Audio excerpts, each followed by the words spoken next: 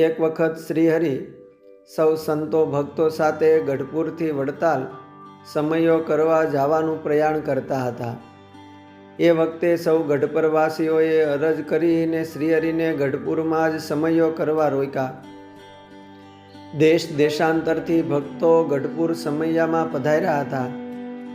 એ વખતે એક ગામના એક હરિભક્તે શ્રીહરિને ચરણે 5.25 રૂપિયાની રોકડ રકમ ધરીને સંકલ્પ કર્યો કે આ રકમથી જળ ધરાવવા સારું એક ચાંદીની લોટી બનાવી.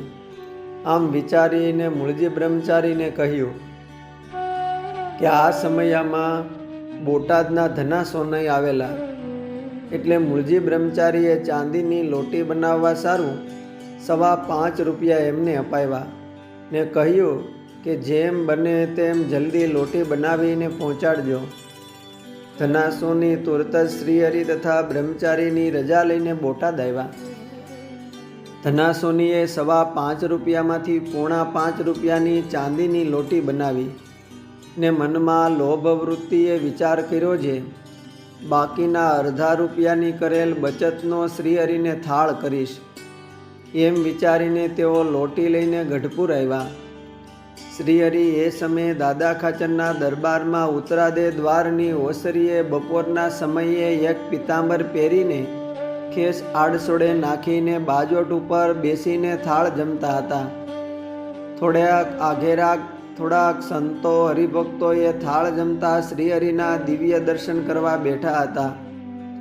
એ વખતે ધનાસોનીએ બોટાદથી આવીને લોટી બ્રહ્મચારીને આપીને જળ ધરાવવા કહ્યું. એટલે બ્રહ્મચારીએ શ્રીહરિને લોટીમાં જળ ભરીને મૂક્યું. શ્રીહરિ જમી રહ્યા એટલે એ ચાંદીની લોટીમાંથી જળ ધરાવીને ઊભા થયા. આ વખતે ધનાસોનીએ શ્રીહરિને કહ્યું કે હે મહારાજ, લોટીની ધાર તો ઠીક થાય છે ને? આ સાંભળીને શ્રીહરિ મર્મમાં હસતા થકા ધનાસોની સામું જોઈને બોલ્યા કે અડધો રૂપિયો વધાર્યો એ આમાં જ નાખી દીધો હોત તો લોટીની ધાર વધારે ઠીક થાત ને. તમે તો અડધા રૂપિયાના થાળ વાસ્તે લોટી નાની કરી. આ સાંભળતા જ ધનાસોની તો શરમાઈ ગયા અને બે હાથ જોડીને પ્રાર્થના કરતા થકા બોલ્યા કે હે પ્રભુ, આપ તો અંતર્યામી છો. મારે થાળ તો કરવો જ જોઈએ. એ લોભે 5.25 રૂપિયામાંથી અડધો રૂપિયો બચાવીને 4.5 રૂપિયાની લોટી કરી.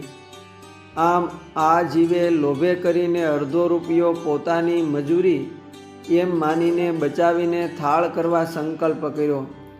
મારી લોભની વૃત્તિએ મને સૌ સંતો ભક્તો વચ્ચે ફજેત કર્યો. આ જીવ તો અનાદિકાળનો પ્રભુનો ચોર જ છે. આપ તો મને પામર જીવ ગણીને માફ કરજો ને રાજી રહેજો. આમ ધનાસોનીએ ઘણી ક્ષમા યાચના કરીને માફી માંગી. મૂળજી બ્રહ્મચારીએ એમને લોટી બનાવવા સારું શ્રીહરિના પ્રસાદીના થાળની પ્રસાદી અપાવી. શ્રીહરિ જમીને ચડું કરીને હાથ મુખ ધોઈને અક્ષર ઓરડીએ પધાર્યા. દેવોને દુર્લભ એવો શ્રીહરિનો પ્રસાદ પામીને ધનાસોની પણ અક્ષર ઓરડીએ ગયા. શ્રીહરિએ ત્યાં જ સૌને ઉપદેશ દેતા કહ્યું કે માળા, માનસી પૂજા, ધ્યાન, ભજન, દેવ સેવા, સંત સેવા અને ગ્રહસ્થના ધર્મોને પરિપૂર્ણ પાળ્યા હોય તો પણ લોભ એ પાપનું મૂળ છે. લોભ કરીને ગુરુના ધનમાંથી પણ ચોરી કરવાનો સંકલ્પ થાય એટલે પોતાના ગાંઠના ખર્ચથી જ હંમેશા દેવને ધર્માદો કરવો. આમ ઘણો ઉપદેશ દીધો. પછી શ્રીહરિએ ધનાસોનીને દાદા ખાચરના ઉતારે જમાડવા સારું આજ્ઞા કરી. અસ્તુ. જય સ્વામિનારાયણ. શ્રી સહજાનંદ સ્વામી ચરિત્રમાંથી.